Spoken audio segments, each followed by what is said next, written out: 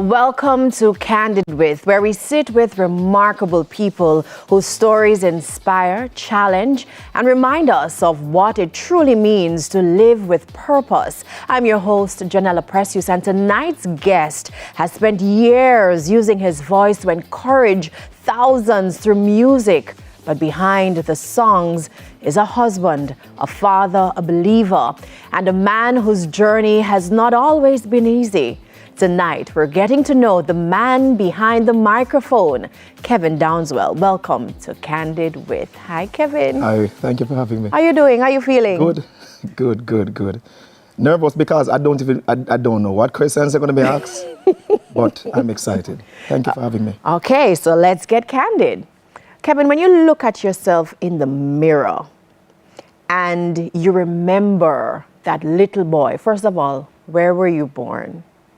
I was born in Sav. In Sav. Mm-hmm. That little boy in Savanna-la-Mar, Westmoreland. Talk to me about that little boy before we go forward. That little boy, oh man.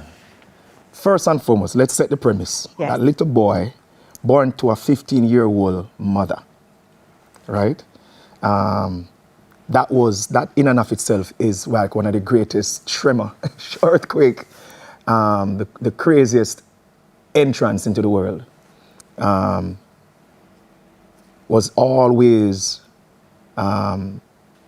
surrounded by a mother who was sacrificial and gave everything. As a baby, as a child, I remember I was always a dreamer, even from a young age. And my mother would always share stories of me saying to her what I want to be and what I want to do. And I'm going to be this and I'm going to be that. I'm going to do this. But as a child, it was tough because I was born to a child being born to a child. That scenario is, you can't find words. So it's like it's almost like a mistake child that was actually ordained to enter like that. But God is so good. He is. So at that time or during those years, did music play any role in your life? To be honest, people would be surprised when I say this, but in my community in Sav, it was more DJ than singing. Oh. And so I learned how to DJ before I started to sing, like ride the rhythms, tape on the rhythm, baba da baba da baba baba da baba. That's how that was. So when I was in Sav, there was no singing. It wasn't about no singing. Nobody wasn't, ooh, no. It was DJ. It was hardcore. That's it. You speak about dreams. Back then, what were the dreams that you had for yourself? At 6 years old, right? I remember as far as 6. We had a little battery radio. You know, we would slap it sometime and it would knock into frequency. And I remember hearing the University of the West Indies being advertised. Mm-hmm. And I said, I'm going there one day, you know. I'm gonna go there one day. And people would hear me talk and you're like, I want to this idiot. The highest level of education in my community was like high school, and you decide you want to go to university. And yeah, that was one of the things that I dreamed about. I felt like, I don't know, but I just stick out. You understand? I just didn't fit in.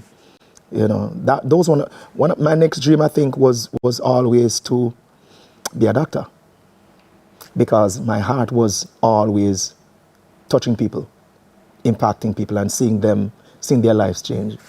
Not knowing. It was going to be a complete different operation. And talk to me about your mother. I mean, I can relate. My mother was also very young when she had me. But even though she was young, she still left a footprint in your life. Man, I sit here today and I say, my mother is my hero. She's everything. You know, big up to my daddy. But my mother, I watched her sing in the kitchen when she had nothing as a child. Sing when there was absolutely nothing. Sing when she was going through lots, just sing. And I said to myself, oh, hold on, I wonder if them tell me I got my inspiration to actually sing. But my mother can sing. You understand? And from then, I would just be there playing with something, coming from school, and just hear her sing through her trouble. And just sing through her trouble. I'm like, my God. And I'll be, that there and then was another dream. I'm going to be the one to deliver you out of your struggle. Do you remember any of these songs?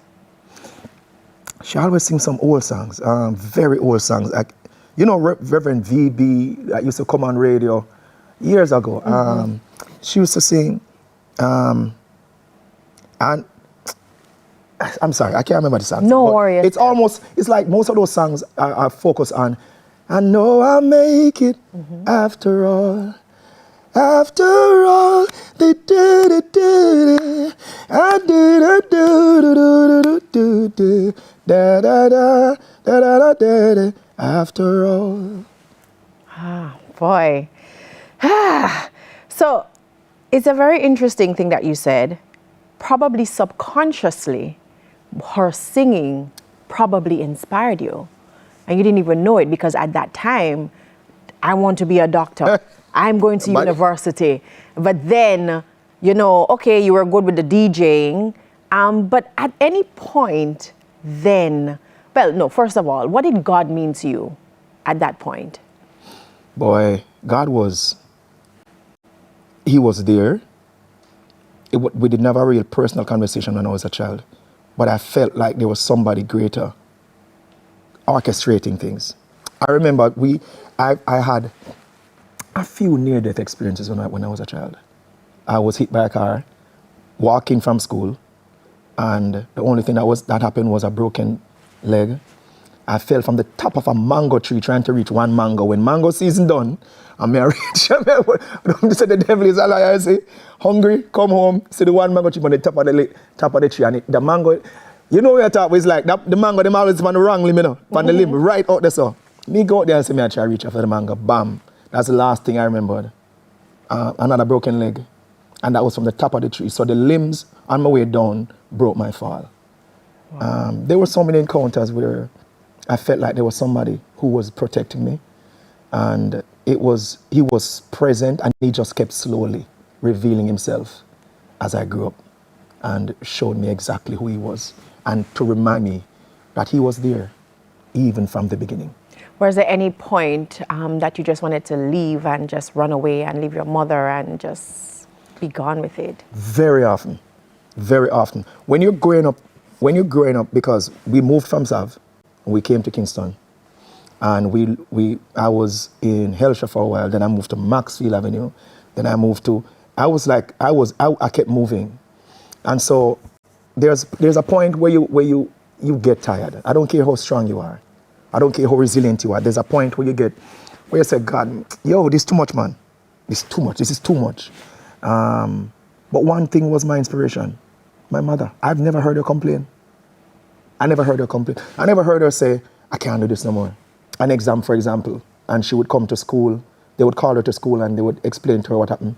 Whether I did good or bad, she would never embarrass me in front of anybody. She would want me to home first. She would lock the door. And if we need to get her scolding, she'll just scold me. But one of the things I loved about her is that she never shouted, slapped, kicked me anytime in public. So even though she didn't have it financially in certain areas, there was some intentionality in what she was doing.